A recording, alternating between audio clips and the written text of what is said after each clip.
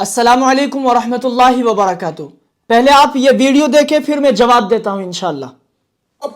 इस्लाम का पूरे दुनिया का इतिहास रहा है, वो रक्तपात से आगे बढ़ा है, बेटा तलवार के बल पर आ गया है।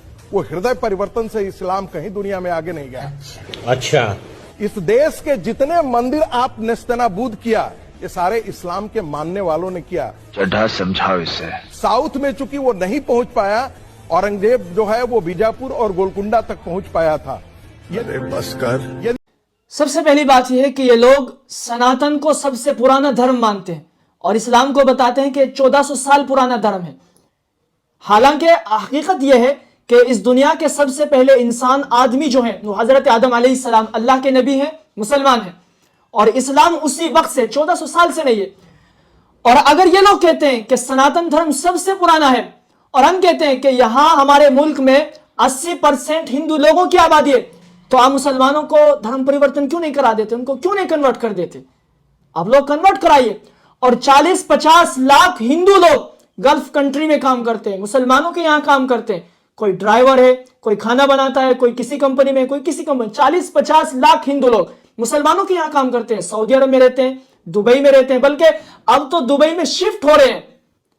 बहुत सारे जो हिंदू जो बड़े तबके के लोग हैं वो दुबई में शिफ्ट हो रहे हैं इस मुल्क को छोड़ करके, और कतर में काम करते हैं, कुवैत में काम करते हैं, लबनान में, ओमान में काम करते हैं। मगर हमने आज तक नहीं सुना और किसी ने यहां आकर यह नहीं कहा, कोई रिपोर्ट ये नहीं है कि हमसे वहां हमारे शेख ने, हमारे कफील ने यह कहा हो कि पहले अल्लाह अकबर कहो, उसके बाद आपको तनख्वाह मिलेगी।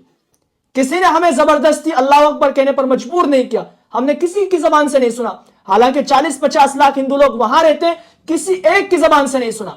और इस मुल्क में 800 साल तक मुसलमानों ने हुकूमत की है, कभी किसी का जबरदस्ती कोई धर्म परिवर्तन नहीं कराया। अगर कराया होता तो मेरा एक सवाल है कि आज इस मुल्क में हिंदू की आबादी जो है 80% है। कैसे?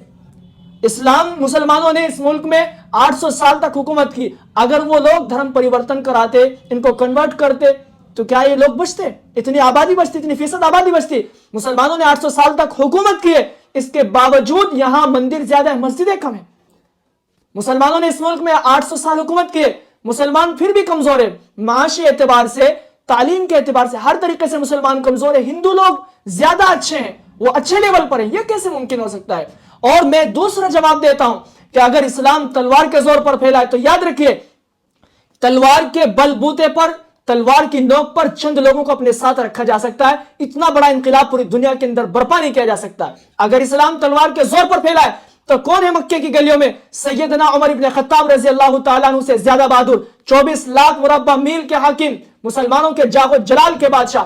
कौन है मक्के की गलियों में मुसलमानों के सबसे बेहतरीन कमांडर खालिद इब्न वलीद रजी अल्लाह तआला अन्हु से ज्यादा बहादुर? कौन है मक्के की सरजमीन पर हजरत अब्बास रजी अल्लाह तआला अन्हु से ज्यादा बड़ा पहलवान? मगर इन सब ने रसूलुल्लाह सल्लल्लाहु अलैहि वसल्लम के आगे अपनी तलवार रखी, रसूलुल्लाह की गुलामी को कबूल किया। क्यों?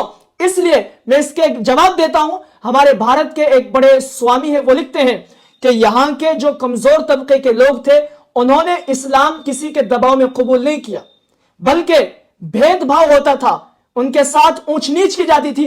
जब उन लोगों ने इस्लाम को पढ़ा, इस्लाम को देखा, वो इस्लाम में दाखिल हुए, इस्लाम ने उन सबको बराबरी का दर्जा दिया। इस्लाम इसलिए पूरी धरती पर सबसे ज्यादा तेजी से फैलने वाला मजहब है। यह गलत इल्जाम है कि इस्लाम तलवार के जोर पर फैला है। इस्लाम अपनी तालीम के बलबूते पर और अपने अखलाक पर फैला है और पूरी दुनिया का सबसे बेहतरीन मजहब है। अल्हम्दुलिल्लाह।